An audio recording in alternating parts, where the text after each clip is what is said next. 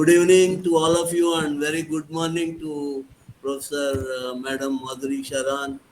And Thank you, sir. today we are meeting for the 11th Silver Jubilee Memorial Lecture of Sri Maharshi Research Institute of Vedic Technology, SRIVT we fondly call, which is located at Guntur. And today's lecture is being given by Sri Dr. Madhuri Sharan, who is been the director of Sharan Institute of Nanotechnology at Jaipur. She also serves as managing director at SPD Garbage, Mumbai, and as a partner at Nano Wealth in Jaipur. She has many flags and leader at many several places.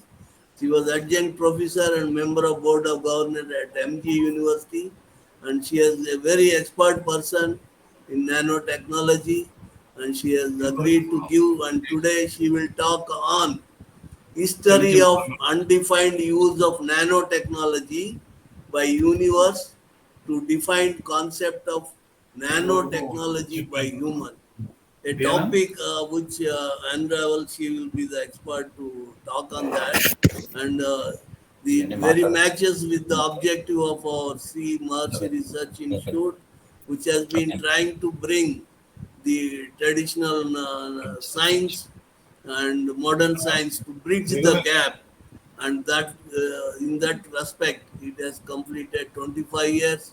And before we go for the lecture, I would request Dr. B.S. A.B.S. Shastri Garu, the chairman and director of the institute, tell us about the journey of SRIVT in these 25 years, what has been done, how he has built up this legacy. Good evening, everyone, and welcome to Professor Madhuri Sharanji. Thank you so much for our invitation. She come forward to give her complete research work, both modern and she converted now to complete Vedic knowledge. She is working a lot of work on Vedic knowledge, and CVT is now 25 years. Now we are going to complete. This is the completed. Now we are conducting the Silver Jubilee functions with including International Vedic Conference, that is ICON Bharat. The CVT is the first Vedic Research Institute to be recognized as a scientific and industrial research organization, CSIRO, by Department of Scientific Industrial Research Organization.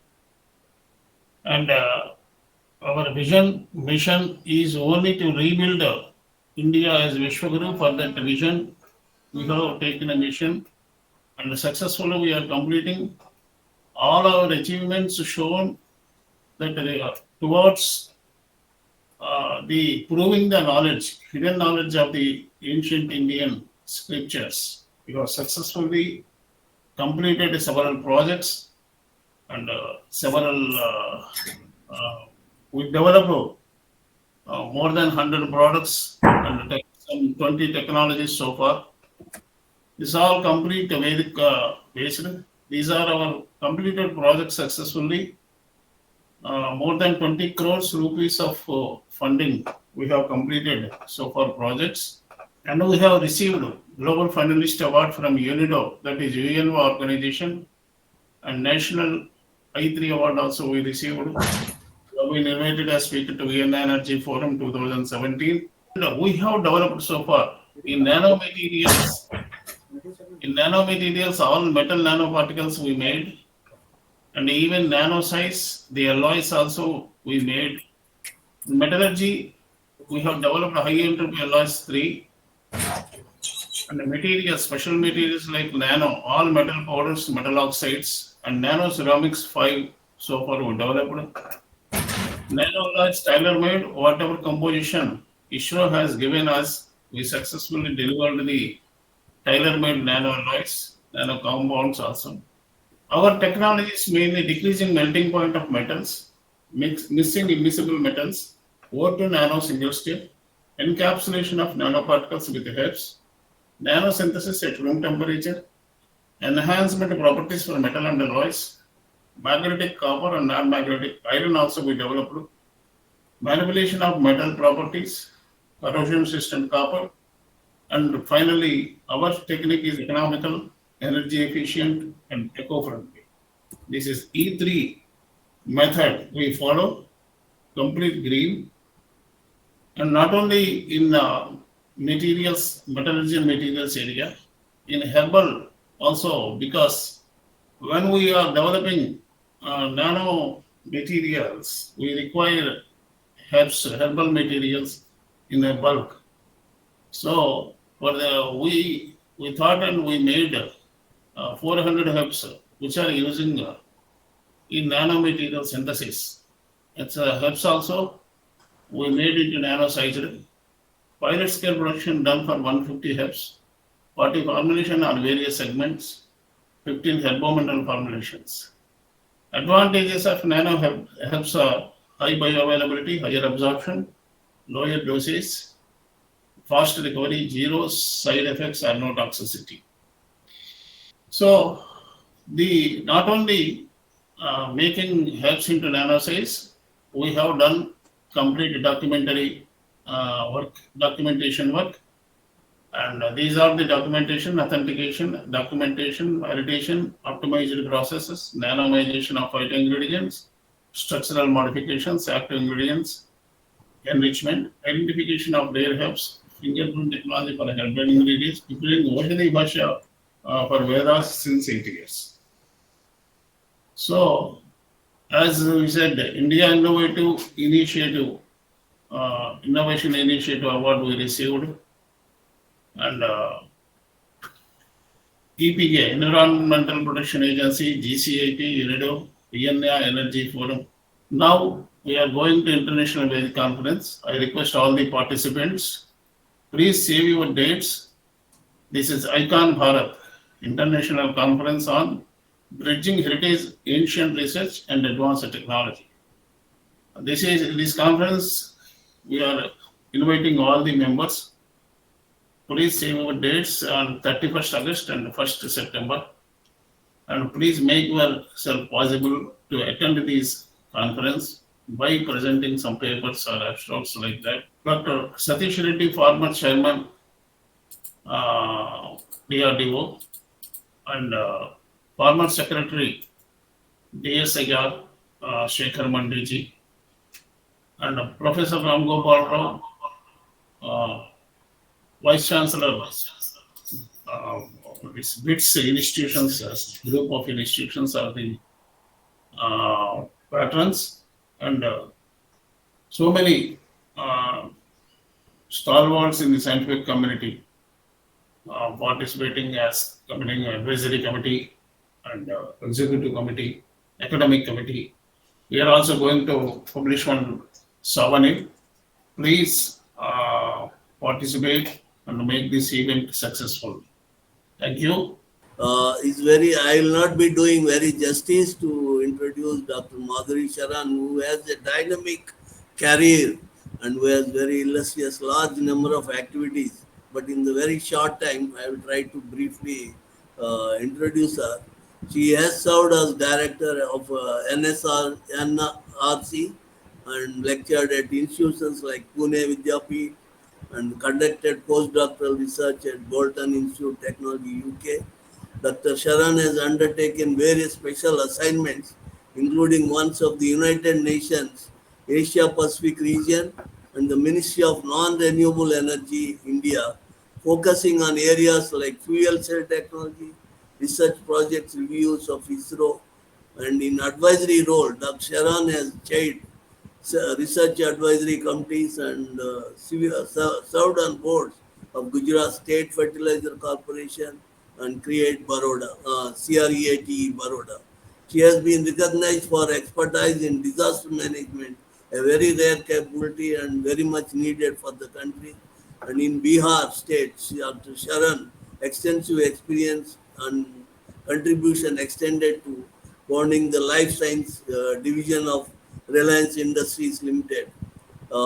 She has a number of presentation on TV serial on plant tissue culture, publishing research across various fields. She has received numerous awards, including the Bharat Gaurav Award, Lok Vigyan Samman, along with Indian Leadership Award for Industrial Development, Rashtra Pratibha Puraskar, Woman of the Year Honors Award, Most Influential Scientist of the Decade in Nanomedicine.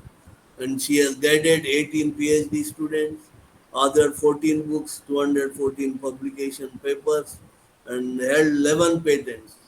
Current primary affiliation is as director at Walton Center for Research in Nanotechnology, and she is continuing. And so that's why I said very dynamic, and see her contribution very much needed for the nation and the globe. So I welcome Dr.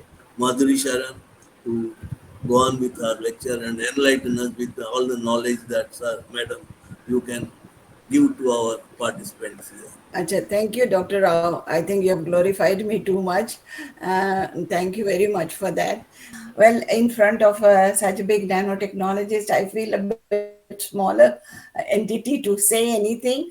But because it is a field of my interest, and I entered into this field in 1992 because my husband was working in this field, and I used to do thesis correction of his PhD students. So like that, I developed interest that being a biologist, I come closer to nano because my whole cell is composed of lots of nano machines. And that's how I entered into it. And I have ventured here a little bit. And here what I want to say is that the history that I want to compile here and the question that arises from it, because nanoparticles are both in Jad and Chetan, that is living and non-living. So how come a non-living entity became a living entity? And that's where the nano's importance came up. The thing is that when I wanted to look for answer, that how come universe started and then smaller particles became bigger particles, and how come they became alive, I was not getting full answer in contemporary science. And with a very limited knowledge of Veda, and especially my interest in the 10th mandal of Rig Veda, I could get some, answer to that scientifically, to prove the contemporary people, that how a non-living thing becomes a living material, and what is the importance of nano size in that. So that answer I got. So in this lecture, I'll be encompassing both the science that we know today and questions that has been answered by our ancient scientists. So the ancient Indians, they have given the knowledge which has transfigured the whole, gift or the whole thing that came into the existence and made very innocuous products. That was the beauty, and that knowledge is given to us. This is what I wanted to say. So let me first talk about what I'm going to talk here. So I'm going to delve into three important, chapters in the ancient science and contemporary, which I have read and which I have understood a little bit to my mind. And then I'll also be talking about the Nada Brahma theory and the Big Bang theory, a little comparison. I'll be talking about the origin of matter as explained by vibration theory and Vedic string theory, Vedic Rashmi theory. So let me start with the contemporary and both the sciences. And then creation of nanosystem and nanobiosystem. I'm sorry, the spelling mistake. And as explained in the contemporary science with some unanswered questions, and as explained by Vedas, which I got satisfied, and I could get the answer to what I was looking for. So let me come here. When I said Yajurveda and origin and Nada Brahma theory and Big Bang theory of origin, the thing is that Yajurveda is well explained in Shatpath Brahman. So that's why I have written the word Shatpat Brahman, because Shatpat Brahman at one place has explained the word Yajur. And what he said, that Yajur is composed of two words. Yatah, there he explains Yatah has many meanings, but he explains Yatah in this context as space. And Juh means speed. So in the beginning, there was only two things existing in what we call in Brahmand or universe, and that was space and speed. It's very difficult for us to imagine speed without a matter as a contemporary scientist. But they said that there was space and speed. And there was a time when space and speed collided. When space and speed collided, at that time, an Anhad Nad came. So actually, this collision was no collision because there was no matter. The sound, as we know now, always originates from two things that interact together. You have to have two hands to clap. Everywhere there are two things or more than two involved. But this is the only sound that evolved from that, which did not have that, and it is known as Anhad. Anhad Nad or Anhad sound. So they said that when space and speed were existing there, and this at one time, space, we will be talking about this little more in detail also, that when these two collided, there was a big sound, and that sound was Om. I think about 7.3 hertz. It was only the sound that we can perceive. When we say it, it becomes in the kilohertz. But this Anhad sound is something different which exists in universe, which we cannot receive it.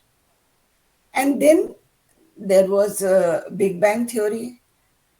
And you all know about Big Bang theory, that there was a massive explosion and matter creation, and then there is a physics that explains it and all that. So I'm not going in detail for Big Bang because all are scientists. So I just gave my views on this. So Yajurveda describes when they collided, there was creation of Ghan Vidyut and Rin Vidyut. Ghan Vidyut is positive charge, and Rin Vidyut is negative charge. So these two existed according to them, and we can call them electron proton in today's language. So they were there and they were looking for each other, searching each other. And when they united, they created Anu Parmanu life, etc. So the importance of Omkar, the primal vibration or the primal sound, in creating the universe is explained there. So as I go ahead, it will become more clear what I'm trying to say in this, because as I said, this encompasses a lot of things. So let's come back to the contemporary science. You know that universe is a dance of cosmos. So everything is in dancing mode. And if I can say, when the universe started, there was haphazard dancing. It wasn't controlled. And then with time, everything became a systematic dancer. So what was this? Say, for example, in an atom, very systematically electron dances in a Garba style in an atom around proton, around nucleus. So this I call it as systematic dance of the cosmos. But initially, it was not a systematic dance. It was a very confused state in which everything was just roaming in the universe. So let's go ahead with this, which you all must be knowing it. I don't want to talk too much. But when it started, the current science says that there was a quantum fluctuation stage which inflated. And after that, there was a big lighted year which followed. And there was something happening, And what was happening is that negative charge was looking for where the positive charge is. Can we join together? Because the world has, whatever the God has created, there has been always two sides of it. Whether it is our sentiments, our thoughts, whether it is our love, there is hatred, where there is optimism, there is pessimism, where there is electron and there is a proton. So, where there is life, there is death. So all these things that God created, everything in every aspect had to. So I believe that this afterglow period was this, and then there was a dark ages. After that, the first formation of universe started, and we say Brahma ji ka ek raat, the one night of Brahma. So one night is not our one night of 12 hours, but it was. So I started getting, some similarity of this and our when I saw this. And then you can see that this is expanding. And you can see the universe. Now they are explaining it like that. But yesterday I read an article where they say that there is a possible it can be in a donut shape. But I don't think they have proved it very nicely. This article you also must have seen. It's very much in the news. So then it had many things in it. But what, interested me, that is it a Shivling or is it a lotus of Brahma? Because that shape, if you turn it around, it looked like Shivling to me. I'm not saying this is the right interpretation, but some thoughts that came to my mind. And then when I put it this way, then it looks as if this is the Brahma, this is the navel of Vishnu, where I talked about the quantum fluctuation, and it is slowly expanding, and then there is a comparatively faster expansion. So the Vishnu, which pervades everywhere, but this is not the Vishnu that we think in human terms, because I just wanted to share one thing, going tangentially off. When we think about get the knowledge from our Indian Vedic science or Indian ancient science, we start seeing everybody or every entity as a human being. Surya Devata also had Muchi, and he had horses. And any god, you say Agni Devata wears the orange color thing, and he is a human being. So the thing is, Veda never described them as human being. This came at the time of Puranas. So Veda and Upanishads were very different science. To make it very acceptable to common man, we started writing them into the form of human being, because to our mind the best creation is human. So if there is a head, that is the best thing in the world, because that's what we have learned on this planet. Every entity has a head if it is living.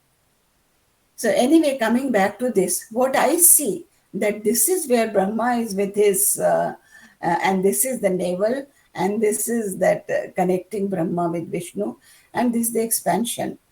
So keeping both the sciences in my mind, I want to go ahead with this lecture. I hope that it's not just my imagination, because I didn't have a guru to teach me Veda. And this I always quote, that when I first read Veda, why did I read it?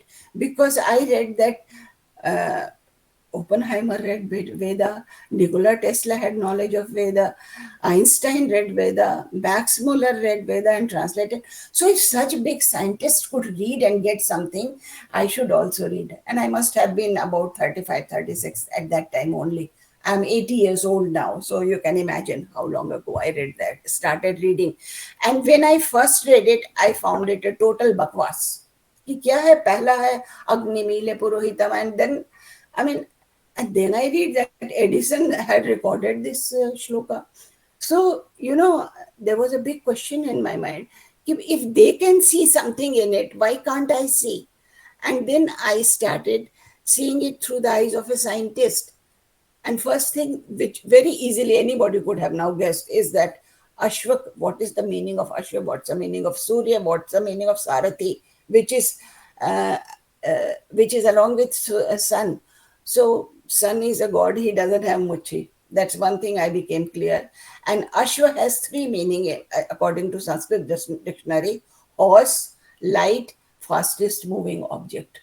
And the light that comes to our planet is called, if you take it in with your sense, then it becomes 7 horses of 7 with your colors. And if you talk about the Sarathi, he is called Aruni.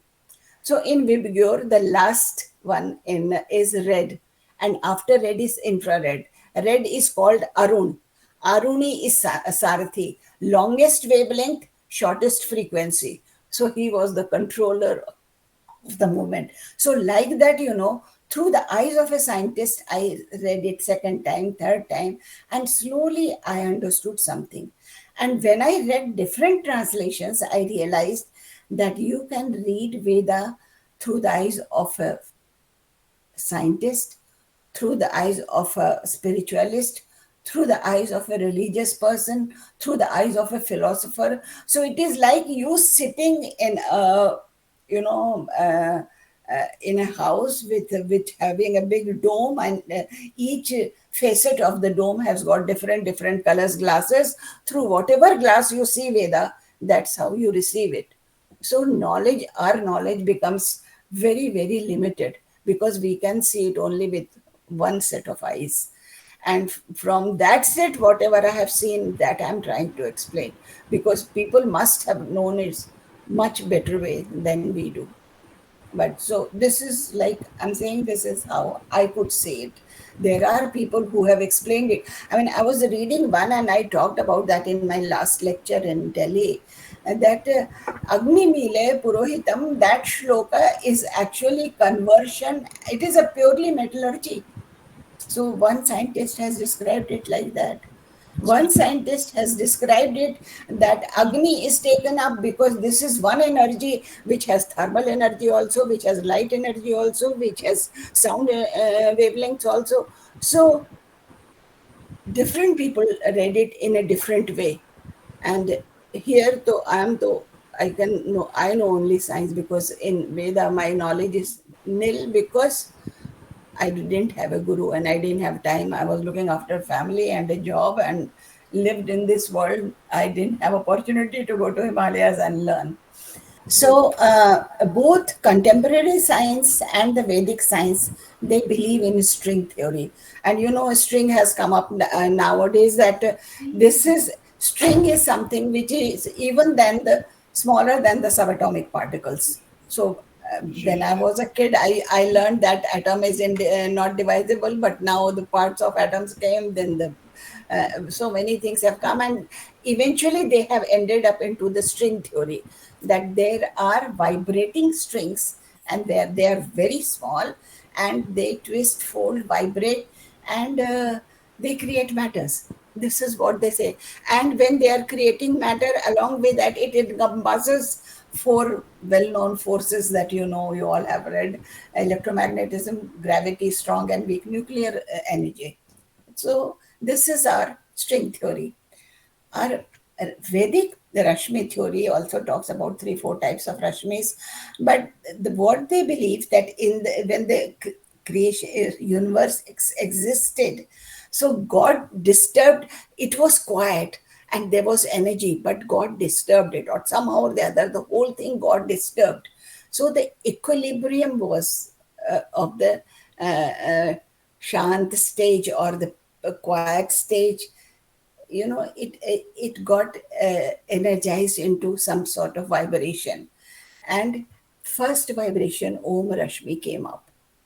So you will see that so many ways the origin of universe or the matter eventually are explained, that sometimes you start feeling that why the same Veda is, why they are conflicting, why they are giving two views. So then we will start seeing that why and how they are being different in their views and in their explanations, because there are many approaches through which you can see any science. My biology teacher always said that life is DNA. Biochemistry teacher said life is nothing but fat, carbohydrates, and proteins. And my chemistry teacher said life is nothing but carbon, hydrogen, nitrogen, sulfur, etc. So it's how you see, at what depth you are studying. So at different depths in Vedic science, it is explained in a different way. So now we come to the defined concept of nanotechnology. I don't have to tell this august audience what it is. You all know about nanotechnologies. A cluster of atoms which perform slightly differently than their contemporary part, and they belong to 1 to 100 nanometer size, or maybe a little bigger. So this is the defined concept that we have. Okay. So nature created those who know nanotechnology, they know there are bottom up approach of creation of nanoparticles and top down approach. Nature went from bottom up. Everything started from the smallest entity. So formation of matter was the source of abiotic particles. The first particle that came had no consciousness, it was not living, it could not reproduce, it could not store information like the living particles can do. But bottom approach was about the formation of matter. So from many atoms came together and this formed. So first universe came into existence, energy was everywhere, as I said, and there were only nuclei, not atom, just the nuclei. That's nucleus of the atom was proton, so we call it nuclei. And it had to find electron in the present universe, the negative particles. So the simplest nuclear proton, which we know that hydrogen, helium, etc., started forming from that. And when it allowed nuclei to capture electron, then an atom formed. This is our theory of today, and we believe this is how when the bigger atoms came together, when the atoms came together, there was existence of nano-sized particles also. So this all happened so many years after the Big Bang. This is science. So the universe that has started with vibrant energy got converted into oldest massive form of matter, which is measurable, which you can see, and that was atom. But it came from where? That clarity is not given in our modern science. That atomic particles like electron, proton, neutron, which are almost this. I'm just explaining Crompton here. There are many basic nano things that I'm explaining here. So you know that the radius of electron, proton, etc. are almost of the same size. If you keep that in mind, and now coming to the nanometer, this is the size. If we accept this for the formation, I'm just giving this basic as an information based on our Crompton's hypothesis. And it may be that from this, the next functional material that evolved in the universe must have been the nanomaterial size. We have no recorded library or stock. It's like finding a needle in the hay. So it's very difficult to really give the total knowledge about first origin of nanoparticle in the universe. But whatever we have seen in our planet as the possible first particle, that I can tell you here.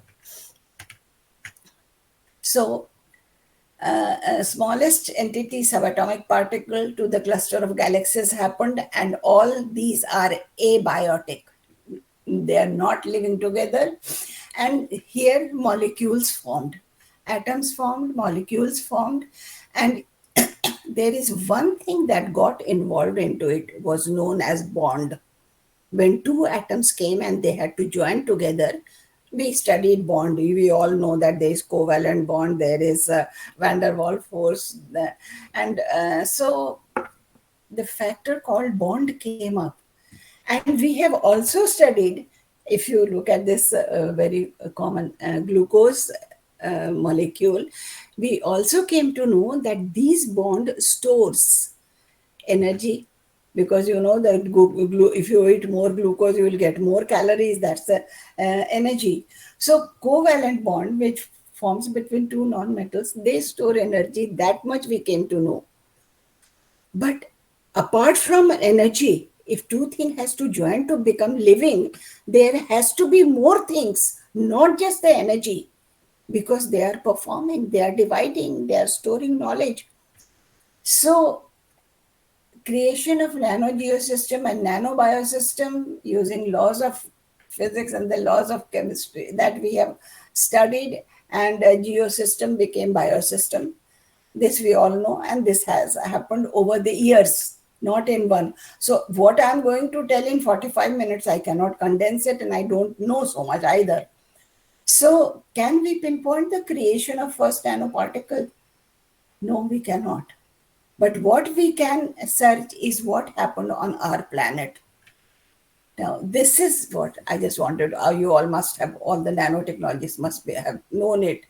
The first, the slide that you see are the opals, which has been found in different parts of the globe and of different sizes.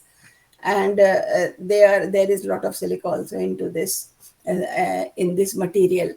I just wanted to go a little haywire again here.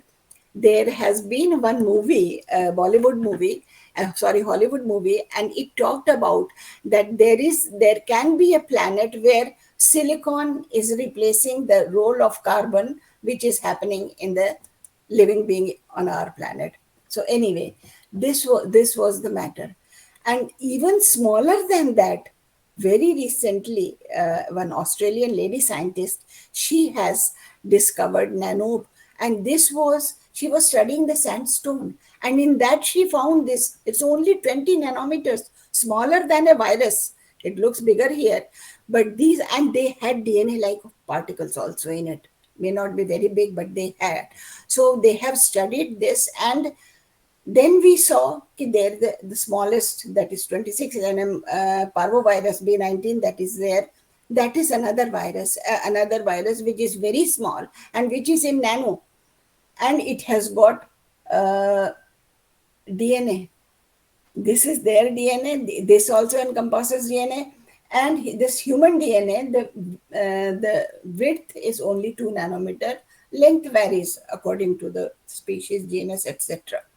So this is what we found in our planet, that these existed years before our existence on this world.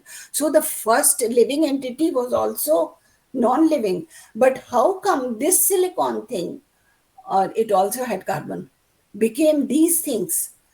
And if there is only bonding, they only store energy like a sugar molecule. But how come they become DNA? So this is one big question. So I just want to talk about here that what is a DNA? DNA has got sugar, a non-living material. DNA has got phosphate, that is non-living, and then it has also got some different nucleotides, etc. So these adenine, even when these all joined, adenine monophosphate became, still they are non-living. And we can see there are all sorts of bond in it. Hydrogen bond is there, van der Waals forces is there, covalent bond is there. All these bonds are each bond of different lengths. And so when two of the DNA, RNA molecules comes together, they get twisted. That's why DNA has a helical structure, because the bonding has been of different lengths, of different sizes, different types. So these bonds can store energy. I'll talk about Paurush and Prakriti later when it explains this, because so chemical to living it becomes alive. And the interesting part is that this alive thing can create again abiotic material. So protein is some form of proteins, RNA, they are in between biotic and abiotic. And when we see that how only bond which can only store energy makes it living, so then we will go to the Parush Suktam, and Prakriti, which evolves, which changes, which binds. Three characters are explained there, and Prakriti's gunas are explained there, and then you will be getting the answer to these questions that I'm, posing and questioning here. So come to a living cell. So living cell is like a nano machine. It has many small machines. This is a big micro factory. Just take it as a through the eyes of a nanotechnologist. This is a micro factory which has got many small organelle. They are nano machines, and they prepare particular type of molecules as desired by that species or that living being. Why I am showing this photograph of the diatom? Because diatoms are the ones which uses silicon and creates these beautiful structures on their surfaces. Anyway, let's look at this life unit of life cell. You all must be knowing it, but I want to you to know that the biggest nanoparticle is nucleus, or biggest nano machine. Then there is a very small one, ribosome. From one side, it takes amino acid, on the other side, protein comes out. And different types of proteins it can make. Only 20-30 nanometer structures. How this quality came into this, it is not answered in the science. Then endoplasmic reticulum. Suppose it has prepared the protein here. This endoplasmic reticulum takes it to the all parts of the cell. Then there is in plant cells, algae, etc. There is chloroplast, which can be as big as 5 nanometer, and it performs a completely different task and makes a biotic material self-dependent. And then there is an energy house, mitochondria. It's go up to 100 nanometer, that's the biggest. And they produce enough energy for all of them to work. So there is energy, there is matter in different forms, in nano size, and each function is controlled by DNA that I talked just now. So that DNA is so powerful. What is there in that DNA that makes it so capable of doing these things? This I just wanted to show you that this is one big rock that was found in Australia, and it has purine pyrimidines and about 70 amino acids into it in this. So was this first synthesized somewhere else on any other planet or any other galaxy and then came to our planet? There is no answer to that. There are many unanswered questions. But yes, it has been created in the universe also, not only on our planets. That's why I wanted to show you this. Now, within a fraction of seconds, there were quarks formation. And as we have told you that about the origin contribution of 4 forces of nature, gravity, electromagnetism, and all this. But we don't answer the dark energy which remained in the universe. And that permeates the space and receives just the right strength is needed for maintaining. You don't realize that dark matter forms a lot of, somebody said about 70% of the unit of atom. It's not very clear to me because I'm not a physicist. So string theory with illusion of time and dimensions, when these two Einstein started and putting together, and mathematicians, they are working on it, maybe they will come up with the same answer which our Vedas have given. So I'll quit that. So how does our ancient knowledge through Veda explains origin of Jad and Chetan? Abhi tak to humne what I have realized that there is a storage of energy there, but how? So to explain this, I'll go to the 10th mandal of Rig Veda. And then there are 3 sukta, that is the only sukta which I understand a little bit. Others are very complicated for me. You all know about it, Nasadiya Suktam and Hiranyagarbha Suktam and Parush Suktam. These 3, and they all have described in different ways and giving you questions also and giving you answers also. They first give the question and then they make you go in search of answer also. So, and as I said, first, as I said, they don't have very many shlokas into them. Nasadiya Suktam has only 7 shloka. Paurush Suktam has maximum, and Hiranyagarbha, and they all go in different ways in explaining the universe. Paurush Suktam is one of my very favorites because I could understand it. When I say Paurush, it is not the Purush word that we know. Here, Paurush is energy. So, Paurush is energy, and when it combined, when it joined Prakriti, this is the primal matter. But Prakriti cannot express itself. It was there, it was in agitated state, but it cannot express itself till it came in contact with the energy. And Prakriti came along with Guna. And then she became manifested. So these gunas, we'll talk about gunas. So as I said, Prakriti was in agitated form because he had so much of guna. The little knowledge you have, then you dance more. So Prakriti was very agitated. They say it is a female primal matter. And it came in contact with the Purusha, the energy.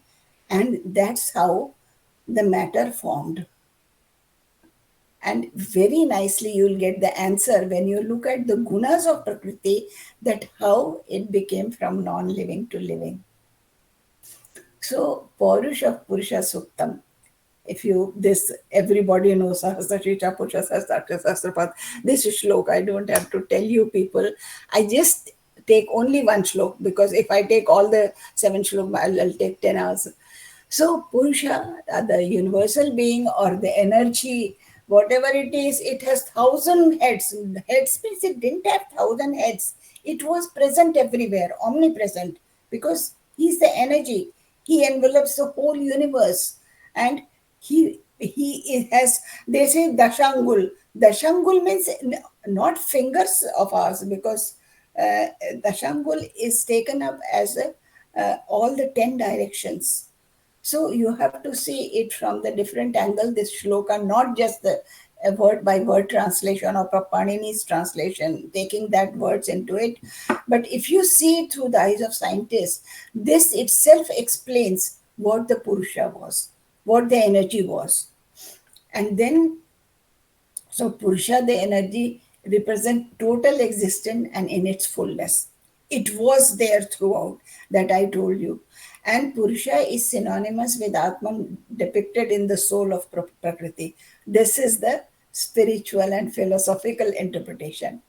So Prakriti is also a word used for the nature, and it represents matter in the nature form. And Prakriti evolves, changes, and binds. Prakriti is not sthir like Purusha. Purusha is sthir. It evolves, it grows into different forms. It changes and it binds. So these 3 properties that it has, and it is inert.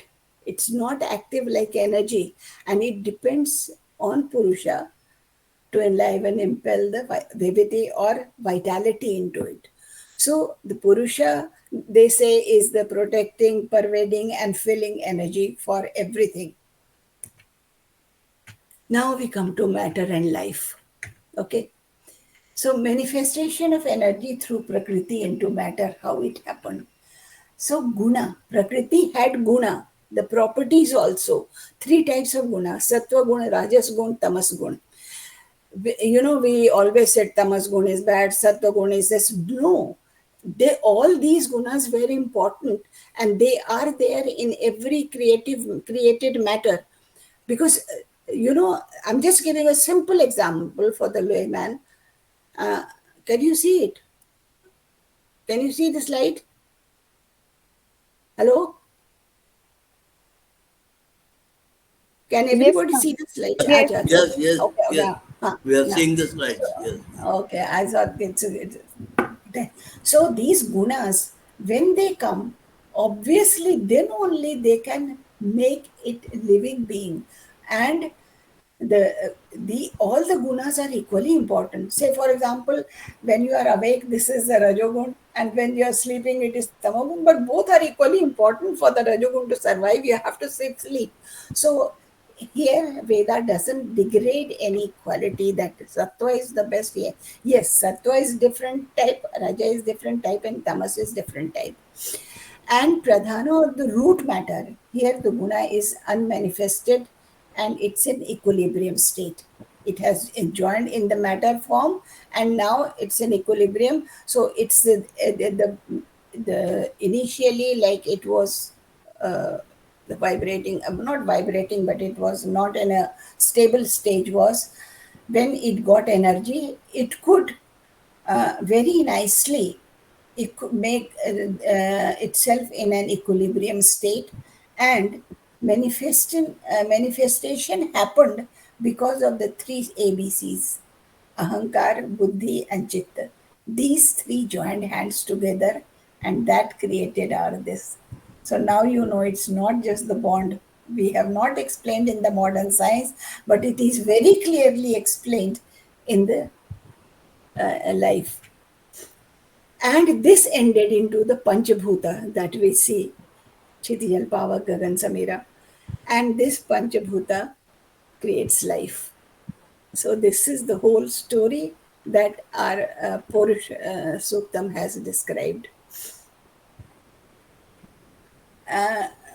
The question about the origin of life, that limits of human knowledge, this is one thing that I want to say is mentioned in Nasadiya Suktam. Every sukt in the end ends up in a question and you feel you are confused. And it's better to be in confused state. It is better to be in question. Living in question is better than living in answer. Because if I say that this is my mouse, finished. I know it and I'm living in an answer. But if I live in question, what makes it working? Is it made of which material? Which company produces it? Where does it go? Then I come to know about it. So it questions about the origin of the universe and then limits of the human knowledge. This also it tells you. So Nasadiya Suktam is more about, for every Suktam, I'm just taking the first Sukta, I don't have enough time, 45 minutes is not enough. So our जो current model है, if you remember, we talk about nowadays very much gravitational singularity. That is explained in your Hiranyagarbha Suktam. If you remember Hiranyagarbha, sorry, I'm executing. Go back.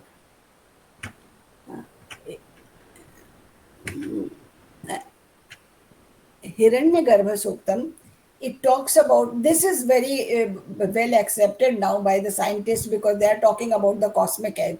Hiranya means gold, Garbha means in which everything was kept and in a very compressed form, and then Hiranyagarbha exploded and the situation came up, and it talks about the gravitational singularity. Nowadays, we are also talking about singularity, and everybody explains it in a different way. So, the science is, at the moment, science knowledge is limited because somebody has said that where science ends, the spirituality begins. So, that gives the answer. So, I want to end up here, although I have kept things ready if anybody is interested, but I'll end it here and say thanks to you. I think 45 minutes is over. Am I? Yeah, okay. Yeah, you are Yeah. just in time. Yeah. But I have kept each and every, like singularity and Nasadiya, how it explains singularity and maths and physicists all. So, but as I said, that we will have to have another lecture just to explain the 10th mandal of Rigved. It will need one lecture, and not just by me. It will need, you will have to have lecture first by a spiritualist and a philosopher who explains it, and then only you can see it through the eyes of a scientist. So I close it here and I thank you. And if there is any question which I can answer, I'll be more than willing. Otherwise, there are very many Vidwan here, and they will be helping me to answer them. Thank you. Thank you, Madam Dr. Madhuri Sharan, for enlightening us. And you started us with non-living too, and brought us to the living things with so many factors and giving more insight. I just appreciate your words that it is better to be in confused state than in enlightened state. Yeah, that makes drive the people to look for new things that happen and find answers to many solutions. If I know everything and then there is nothing more to do, or I stop my performance, progress, and so on. So it's always better to keep looking for something new and trying to do. That is where when you are in confused, will take. I think that is a model for all the younger researchers to go forward. So with this, I thank you, madam, once again for your valuable time and sharing your knowledge. We have some questions. I see two questions are there for you. Since one of the question is from Dr. Sudhir Kumar. My question is very simple. That regarding, have you ever tried to find out that definition of God? As I said, to know your own creator is one of the most difficult thing.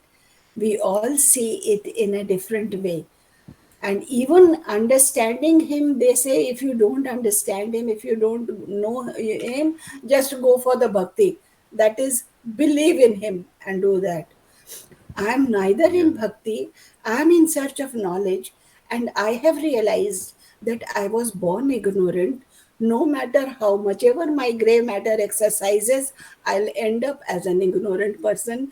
I'm very old, don't have much time to live, and I was born ignorant, and I'll be dying as an ignorant person. This is what I have accepted. So your answer is that no, I don't understand God fully. Yeah. Next, we'll have, thank you, Dr. Sudhir Kumar. Next, we have Dr. Arun Kumar Upadhyaya. One moment, Yeah. teacher. Yeah, please. The God is Sviyanabhuti, that's a personal experience. It is not common to everyone. So by their sadhana, by their Guru Anugraha only, they will experience the God-like energy, or some people will see that is a what you call is a you cannot explain that what is God, but in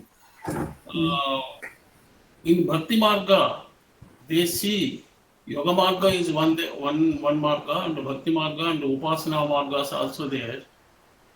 So when I do Upasana for Sri Vidya in meditation as Sri Chakra Archana, as you said, the puja doing for the goddess Rajarajeshwari. The Rajarajeshwari by mantra, my Guru explained every syllable of mantra and mantra swarupa and mantrokta devata, energy of that syllable. Everything he explained very well. And bhava nama rupatmakam jagat. First we have to do our thought, and when we do the upasana, I saw the Rajarajeshwari in 1996. So I went one That temple. Because every marga is giving it is highly personal, right? Sunita Pandey. Yeah. Thank you so much for giving me an opportunity. As far as the concept of God, in fact, I was also ignorant. In fact, I am also a professor in Agriculture University, Agronomy Department, GB Pant University in Uttarakhand.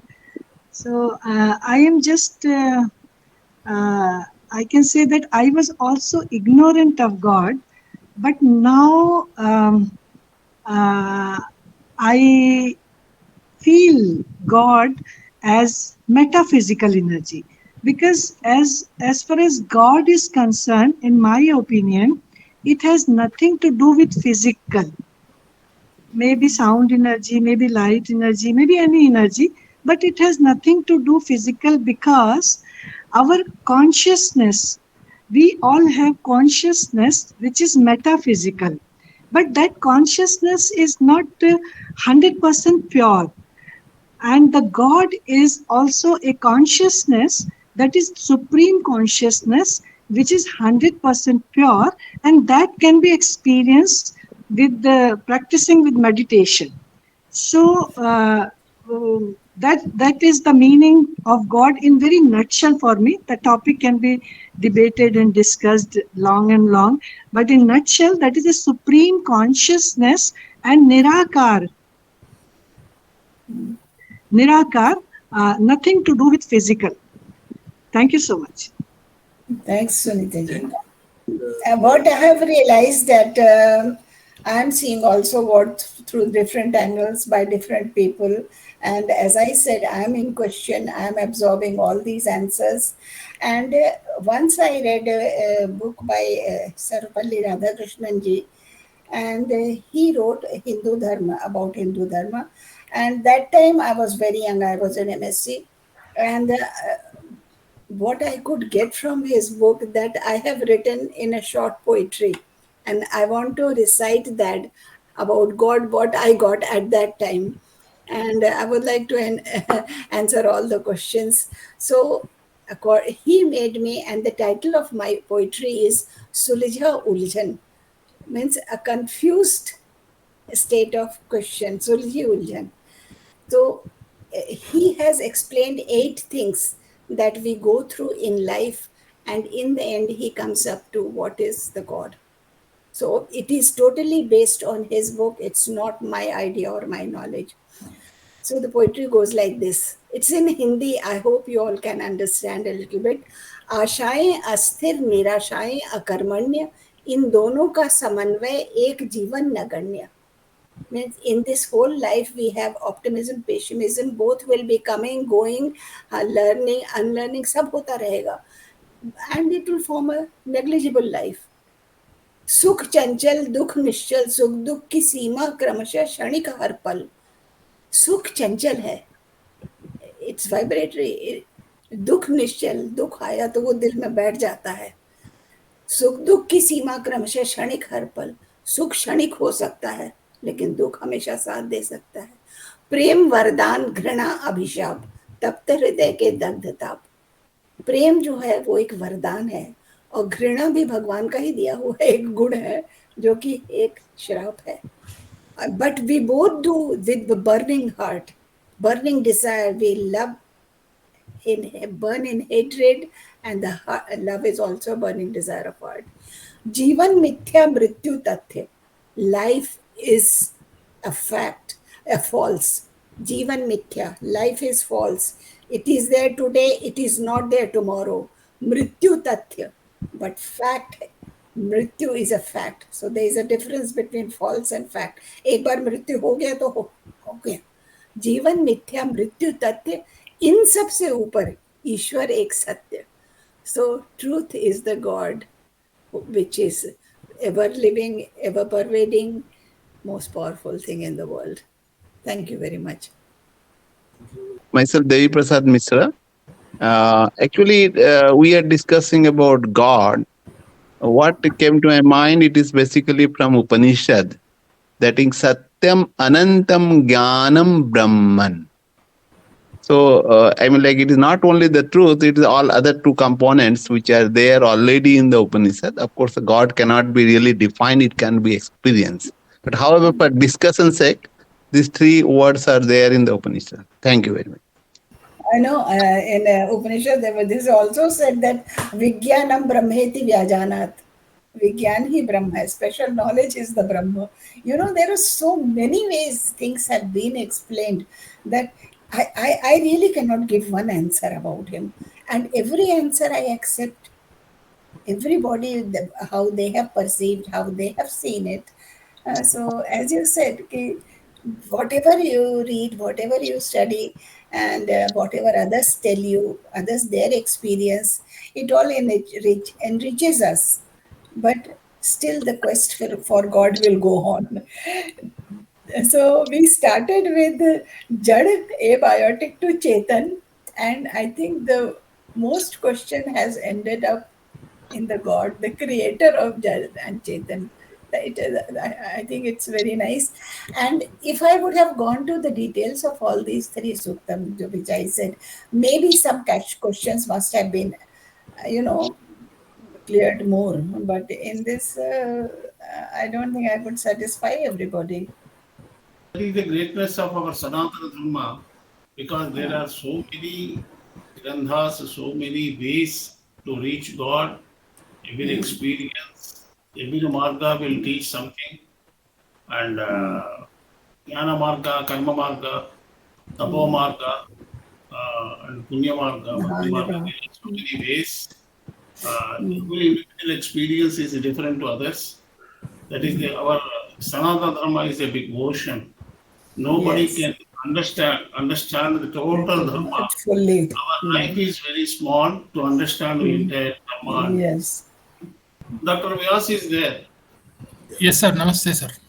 Namaste. Namaste, sir. Do you have any question? Yeah, I have a pretty naive question to Madam Madhuri. It was a wonderful presentation. Thank you so much.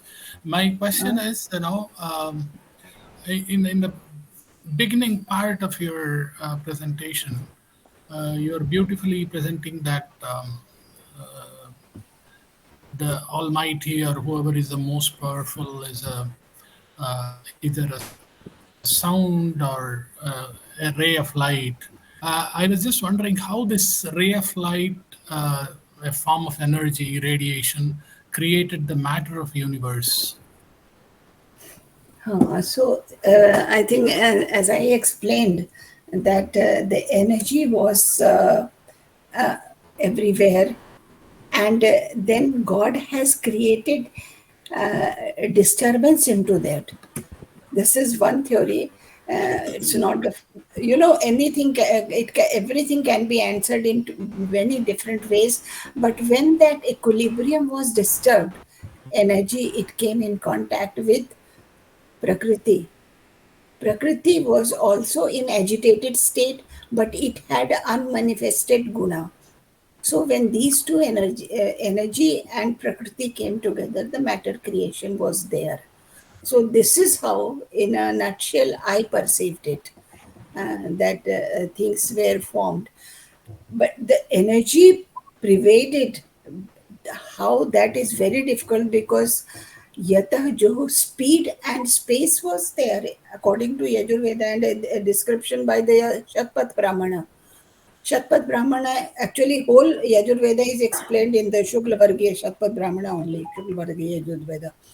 So from that, this is what I got. Vyasi ki energy is, I mean, even the scientists like Einstein said that it is the energy. We all are, everything a part of energy, and there are different types of energies, and all the energies, they now we believe that they have wavelength. And when I teach Vaimanic Shastra to students, I teach them about the Treta Yuga Vimanas, which used to run on the Mantriki. So those sound wavelength was very important at that time. There were people who had thought-driven planes, who could run thought-driven planes. So there the mind wavelength was very important. There is sound wavelength, light wavelength, mantra theory is there. So many things we teach them. Then by the time it came to Dwapar Yuga, I teach them that no, they needed mantriki and tantriki both. And when we came to Kali Yuga, we need yantriki only for run our planes. So this is what was written by Maharshi Bharadwaj. in Yantra Sarvasva and Brihadvyaman Shastra. So the knowledge has been like, from so many different parts that then I just want to share. I saw one movie in recently. This man, he goes into a cubicle, energizes himself, and the whole matter of his body get transferred into energy, and then he is transferred to another planet. And there again, he comes back to his matter form. So it is transferable also. So this is the new, belief system that people are having. So हम लोग सोचते हैं नारद जी एक लोक से दूसरे लोक में कैसे जाते थे. So maybe something like that. They also must have experienced or thought or done or achieved that knowledge which we don't have at the moment. Thank you, madam. Sanjay K. Sharma. Yeah. Sanjay ji. Please. Namaste, Guruji. Namaskar. Actually, I am disciple of Dr. Madhuri ji. So try to say or talk about God, but one of the saints with whom I stayed for some time, what he said, okay, you are talking about this, energy all transformable from one form to another form. That is one point. Another thing, talking about electron, neutron, proton, then going to quarks, gluons, and again talking about the string theory, then finally going to vibrations and time. Finally, you are saying it's a perfect vacuum, absolute vacuum. Then in our Shastra we say, Eko Am Bahushyam hai. And people say, why, how this Big Bang has come out of this perfect vacuum? Then they again say, कि मेरा इच्छा था मैं एक हूँ अनंत हो जाऊं. So it's the same thing, that exciting, self-exciting force. There is no excitation from outside. We understand it like this way. We can, not necessary, but whatever he said, I'm telling about that. Thank you very much. This is what I felt.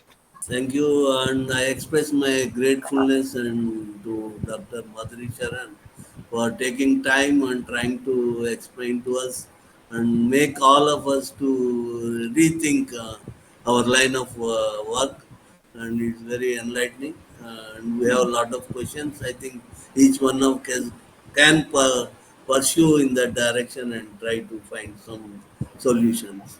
And I also thank all the participants who are there, who have spared their time and be here, and also for sharing your information also and asking questions. And that way you have participated. Very thankful to you for sparing your time in this evening. And my thanks are also to Sri Maharshi Research Institute, for all the team for putting their efforts to make this happen. Thank you all. It's our pleasure, and thank you everyone who participated in the webinar. And my heartfelt acknowledgements to Professor Madhuri Sharan for her valuable time and giving a wonderful lecture.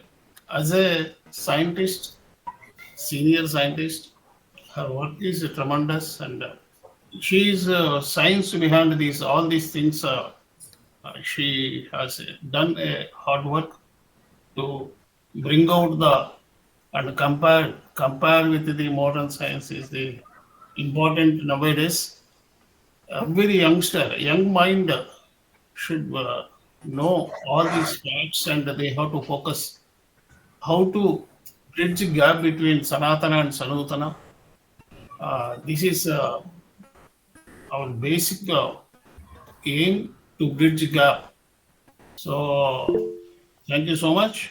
Om Sahana Bhavatu Sahana Bhanaktu Sahaviryam Karavavahe Tejasvinavadi Namastumadishamahe. Om Shanti Shanti Shanti. Sarve Jana Sukhino Bhavantu. Loka Samasta Sukhino Bhavantu. Thank you all. We'll meet next week. Thank you so much.